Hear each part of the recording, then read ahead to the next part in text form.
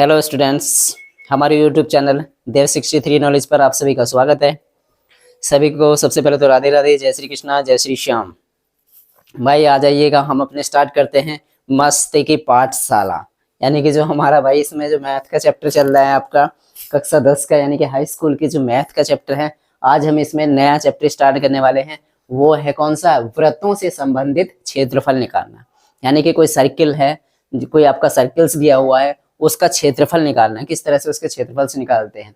Areas related to circles, यानी कि वृत्तों से संबंधित क्षेत्रफल हम निकालना आज की क्लास में हम सीखेंगे। तो ध्यान से देखना भाई वीडियो को। अगर वीडियो पसंद आए तो प्लीज वीडियो को लाइक करना। यदि अगर हमारे चैनल पर नए हो तो चैनल को सब्सक्राइब करना, ताकि आपको इस तरह की वीडियो आपको पर डे आपको देखने को मिलती रहे। ठीक है, तो चलिएगा हम स्टार्ट करते हैं। इसका सबसे पहले तो हम जानेंगे इसका बेसिक परिचय। ठीक है, तो इसमें क्या है, एक जैसे कि कोई सर्कल होता है। सर्कल तो सभी जानते होंगे भाई, बचपन में बहुत प्रकार से बनाए होंगे आपने, प्रकार से गोल करके बनाया होगा। गोला बनाते थे ना बचपन में, जिस तरह से गोला बनाते थे, क्या गोला बनाइए, उसमें तरह तरह के कलर करते थे। तो इसी तरह से कि ये क्या है, व्रत है। माना कि सपोज करिएगा यहाँ पे ये आपका क्या है, व्रत है। व्रत कैसे बनता है? यानी कि ये इसका कोई सेंटर यानी कि कोई केंद्र बिंदु है। अब यहाँ से चारों तरफ किधर भी लेके जाओ, यहाँ पे किसी भी तरफ देखो, ये जो इसकी परिधि बनी हुई है, यानी कि जो सर्कल्स की जो ये रेखा खींची हुई है, इसके सेंटर से ये दूरी चाहे वो तो इधर नापो चाहे ये इधर नापो, दोनों के साइड में क्या होनी चाहिए? बराबर होनी चाहिए। यानी कि कहीं भी नापो, किसी भी पॉइंट पे ले लो, यहाँ से इसके केंद्र बिंदु से ये रेखा क्या होती है?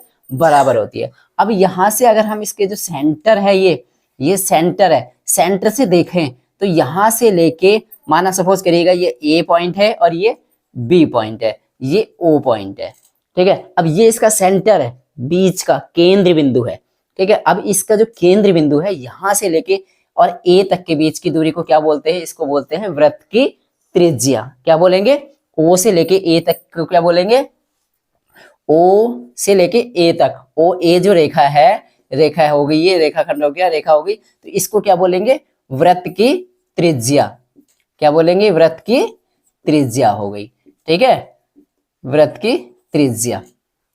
अब यहां से, अब ओ से ए भी वृत्त की त्रिज्या है, ओ से बी भी वृत्त की त्रिज्या है, यानी कि ओ ए और किसके बराबर होगा? ये ओ बी के बराबर होगा। यानी ये क्या है? एक वृत्त की त्रिज्या है। यहां से लेके यहां तक भी वृत्त की त्रिज्या, यहां से लेके यहां तक की भी वृत्त की त्रिज्या, चाहे वो यहां से यहां दे दे, यहां दे दे, कहीं भी दे दे। यानी कि जो उसका केंद्र बिंदु है, इससे लेके किसी भी इस परिधि पर कहीं भी ले लो तो वो क्या होगा? उसका त्रिज्या होगी। अगर यहाँ से ए से लेके अगर बी तक पूछे तो ए बी क्या हो गया इसका? ये हो गया इस वृत्त का व्यास। क्या हो गया? वृत्त का व्यास कहलाएगा। ठीक है, यहां तक तो ये बेसिक आपका परिचय है। ये क्या हो गया? इसका वृत्त का व्यास कहलाएगा। कहां से? यहां से लेके यहां तक। ये कितना होगा? अगर ये माना सपोज करिएगा ये आर है, आर सेंटीमीटर है यहां से यहां तक, और ये भी आर सेंटीमीटर है, तो इसका व्यास कितना हो गया? ये हो जाएगा 2r। समझ रहे हो ना? व्यास इसका दुगुना हो जाएगा। ठीक है, अब चलिएगा इस पे जो आपके बेसिक सवाल देखने को मिलते हैं वो कैसे मिलता है कि वृत्त का क्षेत्रफल बताइए। वृत्त का क्षेत्रफल बताइए। तो वृत्त का जो क्षेत्रफल होता है क्या होता है? वृत्त का क्षेत्रफल, अगर हमें वृत्त का क्षेत्रफल निकालना है तो उसके लिए सूत्र होता है, वृत्त का क्षेत्रफल होता है पाई आर स्क्वायर। क्या होता है? पाई आर स्क्वायर। आर क्या है यहाँ पे? ये वृत्त की त्रिज्या है। ठीक है, अगर वो व्यास के पदों में पूछे, तो व्यास क्या होता है? त्रिज्या का 2 गुना होता है ना। व्यास जो होता है वो क्या होता है? त्रिज्या का 2 गुना होता है। तो आप व्यास के पदों में आप यहां से लिख सकते हो उसे। ठीक है, चलिएगा अब यहां से या सवाल को करते समय अगर व्यास दिया है तो व्यास का आधा कर दिया करो, क्या हो जाएगा? यानी कि अगर हमें त्रिज्या निकालनी है तो क्या होती है? व्यास बटे 2। यानी कि व्यास को हम क्या करते हैं? डी से डिनोट करते हैं, बटे 2। क्या लिखते हैं? व्यास बटे 2 भी लिख सकते हैं। यानी कि आर की जगह पे हम क्या लिख देंगे? डी। पाई तो ऐसे ही रहेगा, और डी यानी कि डी का क्या हो जाएगा? स्क्वायर हो जाएगा, और नीचे भी 2 का स्क्वायर हो जाएगा, 2 दूनी 4। अगर हम व्यास के पदों में लिखेंगे तो ये इस तरह से लिख देंगे। ठीक है, समझ आया? चलिएगा अब और क्या बनते हैं इस पे सवाल। इस आपसे पूछ लेता है कि जो व्रत है इस वृत्त की परिधि बताइए। परिधि क्या होती है कि आपने यहां से चलना स्टार्ट किया, यहां से चलना स्टार्ट किया, आप ये पूरा सर्किल ऊपर से घूम करके आ गए यहीं तक, ये कहलाती है आपकी वृत्त की परिधि कहलाती है। और वृत्त की परिधि क्या होती है? वृत्त की परिधि, वृत्त की परिधि क्या होती है भैया? वृत्त की परिधि होती है 2 पाई आर। क्या होती है? 2 पाई आर। अब आर तो क्या होता है? ये त्रिज्या होती है। अगर इसको भी क्या लिखो? उसके पदों में लिखो, किसके? व्यास के पदों में लिखो। तो आर की जगह पे क्या लिखना है? d/2 लिखना है। 2 से 2 कट जाएगा, क्या हो जाएगा? पाई डी हो जाएगा। ठीक है, तो ये होता है वृत्त की परिधि निकालने के लिए। चलिएगा, और यहां से किस तरह से आपके क्वेश्चन बनते हैं? ये तो हो गया पूरा वृत्त के लिए हो गया, वृत्त की परिधि होगी, वृत्त का क्षेत्रफल हो गया। ठीक है, और या वृत्त की परिधि भी बोलते हैं इसको, वृत्त का परिमाप भी बोलते हैं। क्या बोलेंगे? वृत्त का परिमाप। अगर आपसे बोला जाए कि वृत्त का परिमाप निकालिए, तो जो वृत्त का परिमाप होगा वही वृत्त की परिधि होगी।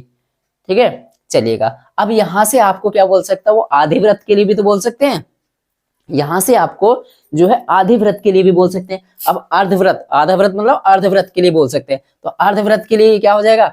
आधा मिटा देते हैं हम। चलिएगा, यहां से ये आधा मिट गया तो ये अर्धवृत्त हो गया। अब ये हो गया आपका अर्धवृत्त। अर्धवृत्त में क्या होगा? वृत्त का क्षेत्रफल, जो वृत्त का क्षेत्रफल है वो अर्धवृत्त का क्षेत्रफल क्या हो जाएगा? क्योंकि आधा इधर से कट गया तो क्या हो गया? जो वृत्त का क्षेत्रफल था उसको 2 से आधा, मतलब इसको भाग कर देना है, डिवाइड 2 भागों में बांट देना है, तो 2 से भाग कर देंगे। तो इसलिए क्या आ जाएगा? अर्धवृत्त का क्षेत्रफल। अर्धवृत्त का क्षेत्रफल क्या हो जाएगा भाई? वृत्त का क्षेत्रफल होता है पाई आर स्क्वायर, तो अर्ध मतलब आधा, आधे वृत्त का क्षेत्रफल क्या हो जाएगा? 2 से भाग कर देंगे। ठीक है, इसी तरह से अर्धवृत्त की परिधि कितनी हो जाएगी? इसको भी 2 से भाग कर देंगे। अगर हमसे पूछे अर्धवृत्त की परिधि या परिमाप, परिधि, तो वो भी कितनी हो जाएगी? 2 पाई आर होती है, 2 पाई आर होती है, बट्टे क्या होता है? आधा है, अर्धवृत्त के लिए निकालना है तो 2 से भाग कर देंगे, 2 से 2 कट जाएगी, क्या रह जाएगी? पाई आर। अगर व्यास के पदों में निकालनी है तो आर की जगह पे क्या रखना है? पाई d/2 रखना है, तब ये हो जाएगी। ठीक है, चलिएगा, तो ये तो थे कुछ इसके सूत्र, बेसिक सूत्र। अब इसके अर्धवृत्त के थे। अगर यहाँ पे चतुर्थांश के बोलने लगे, चतुर्थांश के भी क्या होगा? जैसे आपके पास में एक ये त्रिभुज, ये वृत्त है, अब वृत्त का बोलने लगे, इसका जो चतुर्थांश होगा, यानी कि यहां से देखिएगा आप, इसको क्या होगा? एक ये रेखा खींच दीजिएगा, ये हो कहलाएगी एक्स एक्स और ये कहलाएगी वाई एक्स, यानी एक्स एक्सिस और वाई एक्सिस। ठीक है, अब ये एक तो खंड हो गया, ये दूसरा हो गया, ये तीसरा हो गया, ये चौथा हो गया। ये अगर यहाँ से इस ये केंद्र बिंदु से जैसे प्रकार रख के हम घुमाते हैं तो ये पूरा एंगल कितना बनता है? 360 डिग्री का। कितना बनता है ये भाई? पूरा जो बनता है ये बनता है 360 डिग्री का। ठीक है, अब ये कितना रह गया? एक ये समकोण बन गया, 90 डिग्री का बन गया। अब यहाँ से यानी कि ये 4 भागों में बट गया। अगर इस चतुर्थांश का क्षेत्रफल निकालने के लिए बोल दिया जाए आपसे, यानी कि इस पूरे को हटा दिया जाए और ये सिर्फ इस भाग का, यहाँ से लेके इतना, यहाँ से लेके यहाँ तक और यूं, इसका क्षेत्रफल निकालने के लिए बोल दिया जाए, तो भाई पूरा वृत्त का कितना भाग है? ये चौथा भाग है, तो 4 से भाग करनी है। ठीक है, चतुर्थांश के लिए बोल दी जाए, वृत्त का चतुर्थांश का क्षेत्रफल निकालना है तो सिर्फ क्या करना है? इसको 4 से भाग करनी है। परिधि के लिए बोल दिया जाए तो परिधि में क्या आ जाएगा? यहाँ से माना सपोज करिएगा, यहाँ से वृत्त, ये एक इसका जो वृत्त का चतुर्थांश है, इसकी परिधि बताइए। तो परिधि या परिमाप एक ही बात होती है। अब परिमाप में क्या होगा? इसका तो 4 से भाग हो रही है। ठीक है, अब यहाँ से तो क्या आ जाएगा? वृत्त की परिधि होती है 2 पाई आर, तो 2 पाई आर का 4 से भाग दे देंगे। प्लस में क्या होगा? जो ये भी तो जुड़ जाएगा, यहाँ से लेके यहाँ तक, यहाँ से लेके यहाँ तक, ऐसे। अब ये भी वृत्त की त्रिज्या, ये भी वृत्त की त्रिज्या, यानी कि प्लस के 2 आर और जुड़ जाएंगे। ठीक है, तो यहां से इस तरह से हम, ये था इसका वृत्त का बेसिक परिचय। तो चलिएगा, और हम बाकी सवाल करेंगे, और सवाल के साथ साथ में जैसे जैसे उसमें कोई सी सूत्र की मांग पड़ती जाएगी या फॉर्मूला, जिसमें सवाल में जो फॉर्मूला लगेगा उसके अकॉर्डिंग हम वहां पे लिखते जाएंगे और आपको बताते जाएंगे। ठीक है, ये तो था इसका बेसिक परिचय। चलिएगा, हम क्वेश्चन कराते हैं। अभी यहाँ पे प्रश्नावली है, ये आपकी 12.1 का क्वेश्चन है। चलिएगा, हम स्टार्ट करते हैं। तो चलिएगा दोस्तों, मैंने यहाँ पे प्रश्नावली 12.1 का पहला सवाल ले लिया है, यहाँ पे लिख लिया है बोर्ड पे। तो चलिएगा, ध्यान से देखना भैया। ये है 2 वृत्तों की त्रिज्याएं, यानी कि 2 वृत्त दे रखे हैं, उनकी जो त्रिज्या है उनकी जो त्रिज्या है, रेडियस है, वो कितनी है? 19 सेंटीमीटर और 9 सेंटीमीटर है। इस उस वृत्त की त्रिज्या ज्ञात कीजिए जिसकी परिधि जो है इन दोनों वृत्तों की परिधियों के योग के बराबर है। तो सबसे पहले क्या करना है इसमें भाई, हमें क्वेश्चन को ध्यान से पढ़ना है। यानी कि हमारे पास दो वृत्त दे रखे हैं, उनकी त्रिज्याएं दे रखी हैं, और कोई एक ऐसा त्रिभुज तीसरा है, वो सॉरी वृत्त, उस वृत्त की त्रिज्या ज्ञात करनी है।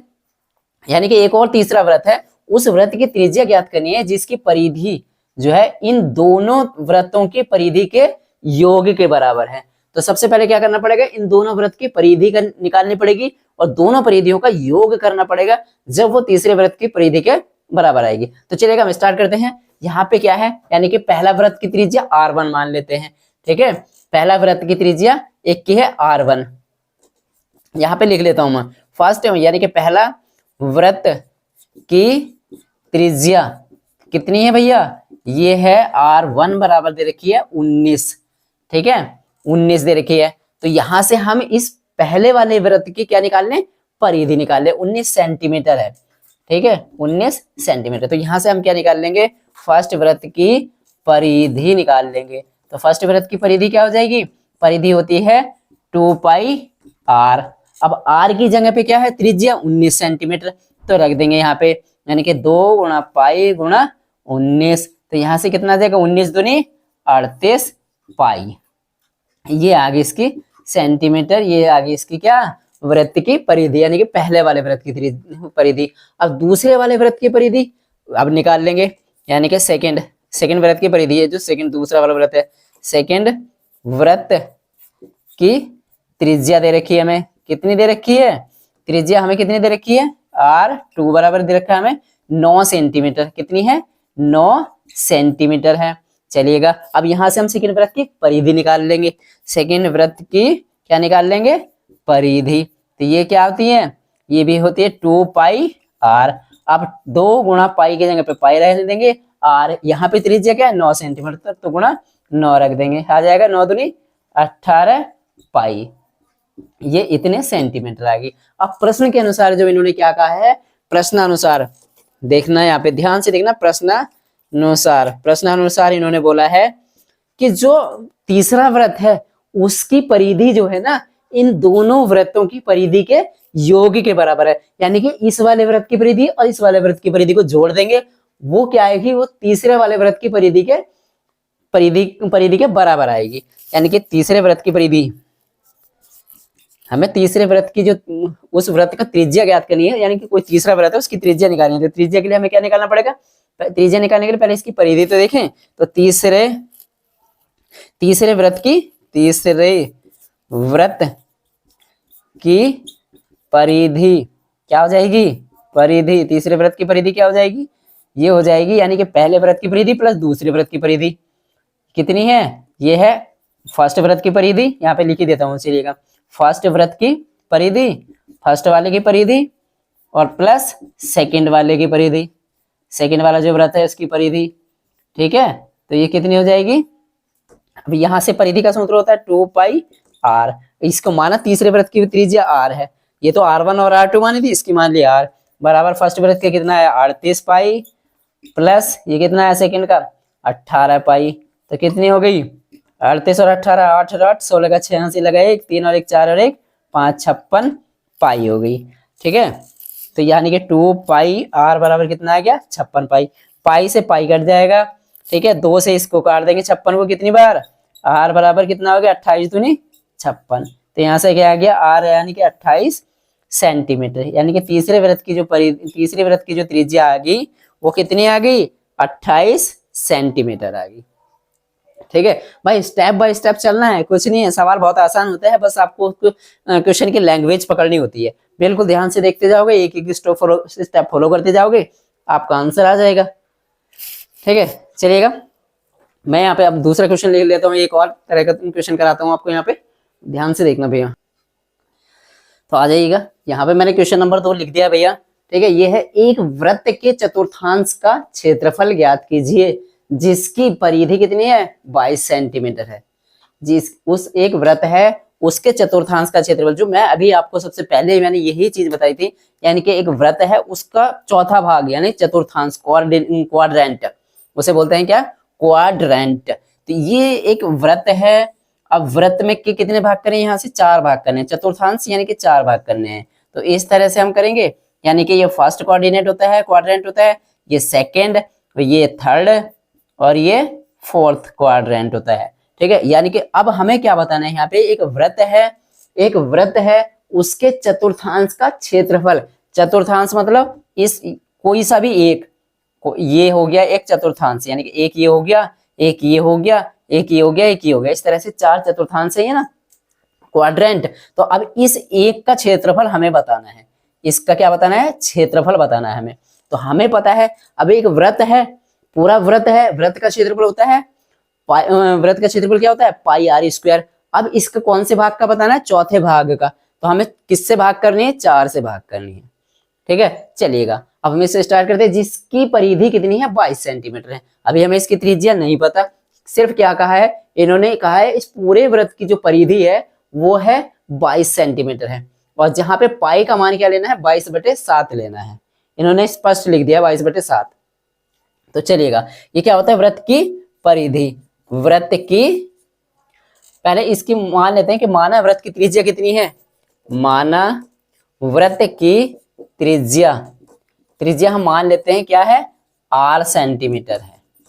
ठीक है, r सेंटीमीटर है। तो वृत्त की परिधि क्या हो जाएगी, वृत्त की परिधि क्या हो जाएगी भैया, 2πr बराबर किसके दे रखी है, 22 के दे रखी है।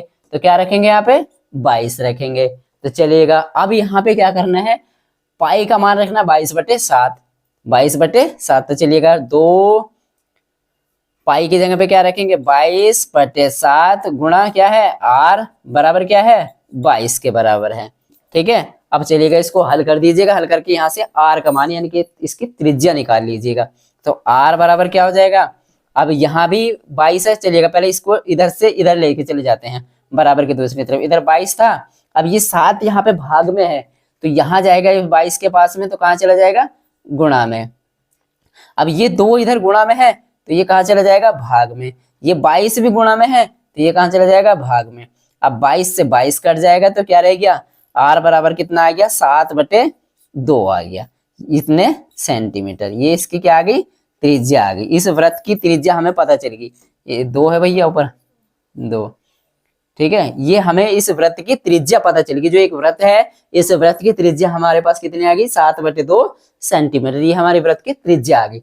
अब हमें निकालना है क्या है, इसमें से हमें निकालना है इस चतुर्थांश का क्षेत्रफल, इस वाले चतुर्थांश का क्षेत्रफल निकालना है। तो चतुर्थांश का क्षेत्रफल, वृत्त के चतुर्थांश का क्षेत्रफल, तो यहाँ पे लिखेंगे वृत्त के चतुर्थांश, क्वाड्रेंट, इसको इंग्लिश में क्या बोलते हैं, क्वाड्रेंट, चतुर्थांश का क्षेत्रफल क्या होता है, ये होता है, यहाँ पे ध्यान से देखना है सूत्र भाई, जो वृत्त का क्षेत्रफल होता है, वृत्त का क्षेत्रफल होता है पाई आर स्क्वायर।